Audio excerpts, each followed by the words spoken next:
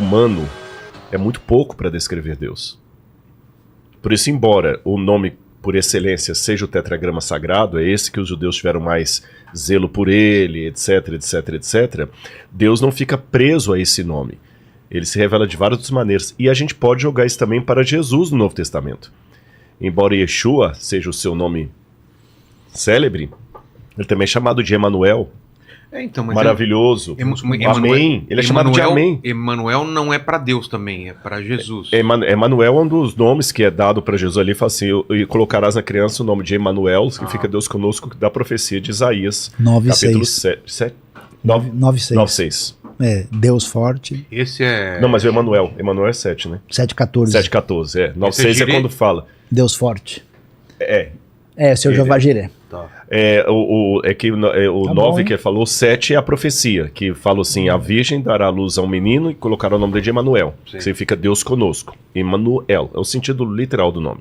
Mas o capítulo 9 é que fala assim: o menino se nos deu, o governo está sobre o seu nome. Sim. E ele será chamado Deus poderoso, Deus forte, Pai da eternidade, Príncipe da paz, maravilhoso conselheiro.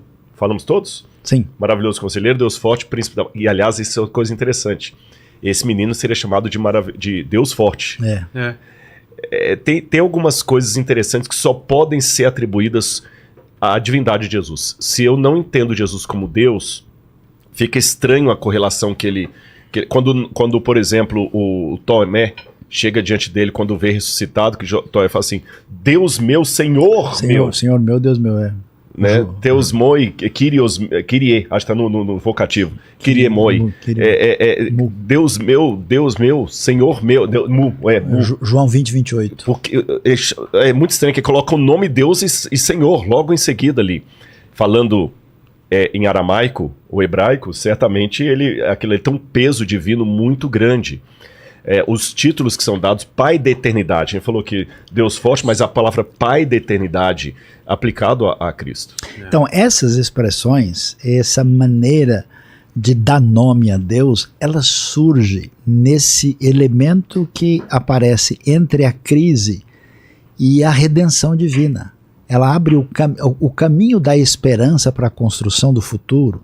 Ele sai de uma situação de crise quando Deus aparece num contexto desse, e esses nomes se definem. Então você tem uma crise séria no tempo de Isaías, que faz sentido naquele ambiente, quando há inclusive uma guerra sírio-efraimita contra o povo do sul, e ele está ali num momento muito difícil. Então você tem a promessa de uma redenção divina, que significa a manutenção da casa de Davi, que vai ter um outro capítulo de amplitude no momento de outra crise, com o momento do nascimento de Jesus. Tomé é um negócio interessante, porque Tomé, tendo andado com Jesus, ele não acredita. E de jeito nenhum, ainda diz: se eu não botar... Interessante, dele, eu não acredito. Interessante que Jesus não repreende ele. E nem reprova. E nem faz absolutamente nada com isso. Jesus permite que ele toque. A coisa curiosa é que... E por que? Qual a interpretação de vocês? Por que ele não... Então, porque a dúvida sincera é sinal de que a pessoa está levando a sério. Porque quem nunca duvidou, nunca creu de verdade. Entendi. A pessoa que crê levianamente, na verdade, não crê em nada. Então, o que acontece? Você tem aquele momento de crise, e o curioso é isso, que as palavras mais significativamente teológicas sobre Jesus no evangelho mais ligado à sua divindade vem exatamente do discípulo descrente depois da ressurreição. É inacreditável. E aí ele vai dizer o que nenhum outro discípulo disse em nenhum momento diretamente para ele: Deus meu. Então isso é muito interessante, porque os religiosos, eles entram, na minha opinião, num debate, numa doideira com pessoas descrentes, ateístas, agnósticos, que eu acho uma tremenda bobagem. Porque é curioso como tanta gente sem fé gosta de bater de frente, gosta de cutucar, porque eles não conseguem ficar quietos. Porque internamente tem toda uma coisa mexendo dentro dele. Ninguém vai dizer: cara, Papai Noel não existe, eu acho um absurdo. Ninguém fica brigando por causa disso. Só fica com relação a Deus e aquilo que envolve a pessoa de Cristo, porque algo dentro dele não deixa. Então, algumas dessas pessoas talvez nunca enxerguem uma realidade além disso, mas outras várias delas são pessoas que sinceramente têm dúvidas, e dúvidas reais. E essas pessoas, muitas vezes, nessa caminhada, podem ter a experiência de Tomé. A gente tem um mito de achar que a fé não caminha ao lado da dúvida. Eu já vi muitas pessoas, por exemplo, eu tenho aquele programa Evidências. Isso me deixa mais tranquilo. Não, mas é verdade. Porque eu tenho várias dúvidas às mas vezes. Você vê Abraão, um homem de fé. A primeira vez que Abraão abre a boca na Bíblia é para expressar uma dúvida. Que é? Como será assim, Senhor? É a primeira vez. Pode olhar a história de Abraão, sim, fala sim. de Abraão, que Tiago vai falar que ele era amigo de Deus, o pai da fé. Mas quando Abraão abre a boca pela primeira vez, é para expressar dúvida. E aí vem a pergunta importante, a pergunta é, o texto bíblico nessa questão de revelar e não revelar tudo plenamente, ele veio para você simplesmente olhar para aquilo e dizer, ó, isso, tá certo, tá tudo ok, deixa eu assinar aqui embaixo, ou para mudar suas perguntas por outras perguntas mais importantes. Existe um caminho de construção que é muito interessante e não é para... Quem lê o Sermão do Monte, é impossível que a pessoa lê um negócio daquele e ele fala, puxa, tá certo, é isso mesmo que eu tô fazendo, tentando fazer. Mas você é louco. Se você lê o Sermão do Monte, você cai de joelho chorando, caramba, isso é impossível. E aí a pessoa... Então o texto bíblico não tem a intenção de produzir uma certeza frívola e limitadora. Ele produz uma santa crise que amadurece o indivíduo na direção que ele precisa caminhar. Por isso que você lê os salmos, você lê várias orações, você vê uma oração de angústia, de luta. Você sempre vai ter, se você quiser caminhar, a luta de Jacó na sua vida. Isso faz parte da construção de uma espiritualidade sadia. E aí eu acho muito engraçado quando o pessoal pega o nome de Deus e quer transformar numa peça de museu. Quase que a gente bota lá no Museu do Rodrigo. No meu não. Não, no seu não. Deixa em outro, né? Porque, assim, como se diz, né, no hebraico antigo, não rola, né? A coisa não é por aí. Você está numa sintonia inadequada. E aí, vamos talvez entrar um pouquinho nisso agora.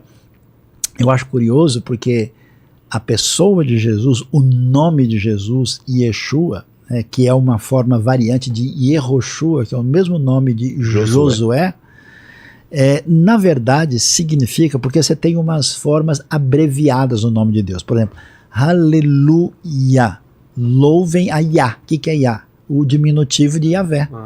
Louvem ao Eterno, louvem ao Senhor. Então, quando você tem Yeshua, quer dizer que Javé, Jeová, é Salvador. Quando a Bíblia dizia que o... Então esse é o significado de aleluia, eu não sabia. Na verdade, louvai ao Senhor. Em português a gente pode colocar assim, tem duas maneiras de abreviar o nome de Deus. G, estou falando em português, sim, né? Sim. J-E ou I-A. Tá. Então quando você pega alguns nomes que tem o J-E, não todos, mas alguns, pode também ser a abreviatura do nome de Deus inicial, ou IA no final. Por exemplo, Jeremias, aí eles colocam um Szinho na língua portuguesa, que no hebraico não tem. Jeremias. Yeroboam. Yeroboam. Aí, que eles falam Jeroboão, esse inicial é o nome de Deus. Yeroboam. Yeshua. Ie, que é o nome de Deus, aparece no início. Aqui é a salvação e aqui é o... Lembram que aparece no final nome próprio, sem ser aleluia? Eu tô pensando, Ishayahu. Aí tem o Ru no final. Que é o Isaías. Então aí os estudiosos tentam dizer que são épocas diferentes da história do hebraico. Pode ser, mas entendeu? Por que não, né? Assim, mas eu queria pegar Elias. Eliahu também, vai ser Eliahu também. Mas acaba virando Elias em português. Ovadias, que é Obadias. Então você vê que aí já é o nome Iá, como aleluia. São abreviações do nome de Deus. E aí tem uma coisa interessante que é o chamado nome teofórico. É quando você pegava o nome da divindade e colocava no seu nome para mostrar quem que você adora. Mas isso não é só na cultura judaica, não. Você tinha isso também no mundo pagão, por exemplo. Você tem ali no Egito Meritamum, a amada do deus Amon. Tutmoses, nascido do deus Tot, né? Então você vai ter também o mundo judaico fazendo a mesma coisa, os nomes teofóricos, que você leva o nome de Deus junto com aquilo. Agora, tinha toda uma questão de reverência. Você levar o nome de Deus significa você santificar o nome de Deus. Só uma curiosidade do museu, que eu falei que não tem lá, mas a gente tem uma réplica lá da Estela de Mecha. Sim. E a estela, eu tenho uma réplica dela em tamanho natural. E tem um nome de Deus. Primeira vez ali. que aparece. É a mais na antiga teologia. fora da Bíblia, né? 850 a.C. E a gente tem uma réplica dela lá, que legal, tamanho natural, e lá tá escrito com as letras paleo-hebraicas. Sim, sim. Que a gente falou. E é interessante essa peça porque ela é uma peça extra-bíblica, né? Fora, quando o rei de Moabe lá fala dos conflitos, das pretensas conquistas que ele faz em relação a Israel, e aí tem um nome de Deus lá escrito por estrangeiros. Estrangeiros. Isso e no século, na época de Elias, século 9 a.C. E por pouco essa pedra não chegava até nós, porque quando Frederick Klein a descobriu, ela estava na mão de beduínos na Jordânia, na atual Jordânia. E o Frederick Klein era missionário, ele não era arqueólogo, ele é teólogo assim, fez seminário. Então ele viu aquela pedra basalto e tudo mais, a pedra também chamada pedra Moabita, é pedra de Mexa, Messa ou Moabita, a mesma coisa. Messa, como fala em português, Mexa, que é o rei mencionado, o rei arameu. E aí ele demonstrou interesse demais na pedra. Esse foi o erro dele, devia ter desdenhado, né? Quando ele demonstrou interesse demais, os beduínos falaram assim, se esse cara tá querendo isso aí, é porque tem ouro dentro dela, tem alguma coisa. Eles pegaram e deitavam a pedra na água fria, depois esquentava a pedra, a água fria ficava batendo com a martela. Quando ela explodiu, por causa das intempéries e as marteladas, não acharam nada, eles abandonaram. Só que, felizmente, o Frederick Klein, ele puxou um decalque com papel de cera, levou os pedaços que sobram e com o decalque, depois isso foi parar no Museu do Louvre. Tá até hoje na França, no Museu do Louvre. Então eles pegaram lá os originais e fizeram a reconstrução do restante com base no decalque dele. E é uma peça fantástica, e a gente tem uma réplica dela no Museu do NASP lá.